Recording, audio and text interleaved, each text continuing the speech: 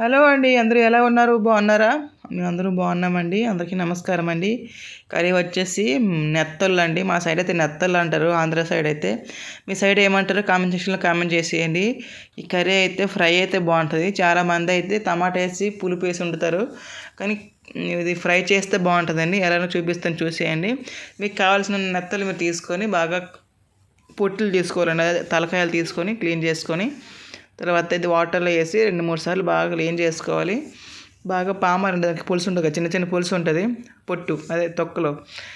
ఆ పొట్టు అయితే తీసేయాలి. బాగా పామిస్తే వదిలేస్తుంది. 3 టైమ్స్ అయితే క్లీన్ చేసుకోవాలి. బాగా వాటర్ వేసి కడుగుతుంటే వస్తూనే ఉంటుంది. కాకపోతే మీ ఇంటి దగ్గర కానీ రాయి ఉంటే కొంచెం పలపలాసుగా రాయి మీద వేసి పామేయచ్చు. పామిస్తే క్లియర్ అయిపోతుందండి. ఇప్పుడైతే నేనైతే దీనికి కావాల్సింది ఏంటంటే జీలకర్ర, ఆవాలు, ఎల్లుల్లి, కరివేపాకు అండి. దీనికి అయితే ఎల్లుల్లి వేస్తేనే టేస్ట్ అండి కర్రీకి, ఫ్రైకి. చాలామంది దీన్ని ఉల్లిగడ్డ ఉంటుంది కదా, ఉల్లిగడ్డ వేసి కూడా ఫ్రై చేస్తారు. కానీ ఒకసారి ఇలా ట్రై చేయండి, మాత్రం సూపర్ ఉంటుంది. పప్పు చారుతో కానీ, చింతపండు చారుతో కానీ, రసంతో అయినా సూపర్ ఉంటుందండి. Super combination. టమాటా వేయకూడదండి, ఓన్లీ ఫ్రైయే. ఇది పోపు దినుసులు వేయాలండి. ఎల్లుల్లి, కరివేపాకు, జీలకర్ర, ఆవాలు వేసి బాగా ఆయిల్ వేసి ఫ్రై చేసుకోవాలి. ఫ్రై చేసిన తర్వాత క్లీన్ చేసి పెట్టుకున్నాం కదా నెత్తళ్ళు, అవి అయితే అందులో వేసుకోవాలండి. బాగా క్లీన్ చేసుకోండి. క్లీన్ చేసుకుని ఒక ప్లేట్లో తీసుకోండి. మళ్ళీ వాటర్ ఉంటే ఆ వాటర్ మీద పడ్డాయి అనుకోండి, స్మెల్ వచ్చేస్తుంది బాగా. ఈ నెత్తలు స్మెల్లే వస్తాయి. కొంతమంది నచ్చచ్చు, కొంతమంది నచ్చపోవచ్చు. ఈ నెత్తలు స్మెల్లే వస్తాయి, కానీ చాలా బాగుంటుందండి. హెల్తీ ఫుడ్ కూడా ఇది. చాలామంది మొత్తళ్ళు అంటారు, మా సైడ్ నెత్తళ్ళు అంటామండి. దీన్ని ఫ్రై చేయండి, సూపర్ ఉంటుంది. అని టేస్ట్ అయితే మాత్రం ఒకసారి ట్రై చేసి చూడండి. నచ్చితే మాత్రం కామెంట్ సెక్షన్లో కామెంట్ చేసేయండి. పోపు వేసిన తర్వాత, పోపు వేగిపోయిన తర్వాత నెత్తలు అందులో వేసేసి కొంచెం పసుపు, రుచి తగ్గ సాల్ట్ వేసుకొని, నెక్స్ట్ ధనియాల పొడి అంటే ధనియాల పొడి వేసుకోండి. మీ దగ్గర ధనియాల పొడి లేకపోతే లేదు, వేసి బాగా కలుపుకోవాలండి. బాగా నెత్తలకి ఉప్పు పసుపు పట్టినట్టు బాగా కలుపుకోవాలి. చాలా మెల్లి కలుపుకోవాలండి. మేము అది నానబెట్టుకున్నాం కదా, మళ్ళీ ఇరిగిపోతాయండి. సిమ్లో పెట్టి బాగా కలుపుకోవాలి. బాగా కలిపిన తర్వాత కొంచెం హై ఫ్లేమ్లో పెట్టి దగ్గరుండి కలుపుతూ ఉండాలండి. వేగుతాయి, మళ్ళీ పచ్చివాసన వస్తాయండి. కొంచెం వేగిందాక బాగా వేపుకోవాలి. చూడండి, బాగా కలుపుకున్నా కదా. వేపేసిన తర్వాత ఇప్పుడు నేనైతే కారం వేసుకుంటున్నా. బాగా ఫ్రై అంటే కొంచెం 50% ఫ్రై అవ్వాలి.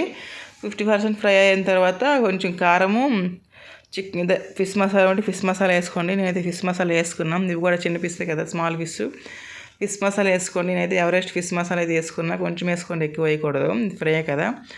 కొంచెం వేసుకొని బాగా మిక్స్ చేసుకోవాలి, అంతేనండి. సింపుల్ 2 మినిట్స్లో అయితే అయిపోతుందండి. మనకి ఏం కర్రీ లేకపోయినా 2 మినిట్స్లో అయితే చేసుకోవచ్చు ఈజీగా. చిన్నపిల్లలు కూడా పెట్టవచ్చండి, ఏమని ముళ్ళు కూడా ఉండవు. అదే చిన్నపిల్లలు ఉంటారు కదా, బాలంతలకి పెట్టిన మంచి పాలు పడతాయండి, తినచ్చు. పచ్చి బాలంతైనా తినొచ్చండి. నెత్తలు సూపర్ ఉంటాయండి. Super combination. రసంతో అయినా, పప్పుచారుతో అయినా, చింతపండు రసంతో అయినా సూపర్ ఉంటుంది. ఒకసారి ట్రై చేయండి. నచ్చితే మాత్రం లైక్ చేసేయండి ఫ్రెండ్స్. సూపర్ ఉంటుంది, సూపర్ కర్రీ. చిన్న మెత్తల కర్రీ ఫ్రై. చాలామంది టమాటా వేస్తారు, అలా వేయకూడదు. వేసుకోవచ్చు ఎవరి ఇష్టం అది. ఫ్రై చేస్తే సూపర్ ఉంటుంది. కొంచెం కొత్తిమీర వేసి లాస్ట్లో కలిపేసి స్టవ్ ఆఫ్ చేసుకోవడమే, అంతే. వేడిది మళ్ళీ చాలా అయిపోతుంది, గట్టిగా అయిపోతాయండి. వేడి తింటే మెత్తగా ఉంటాయి. సూపర్ ఉంటుంది అండి, సూపర్ కాంబినేషన్. నచ్చితే మాత్రం లైక్ ఇచ్చేయండి, ఓకేనా? మర్చిపోవద్దు.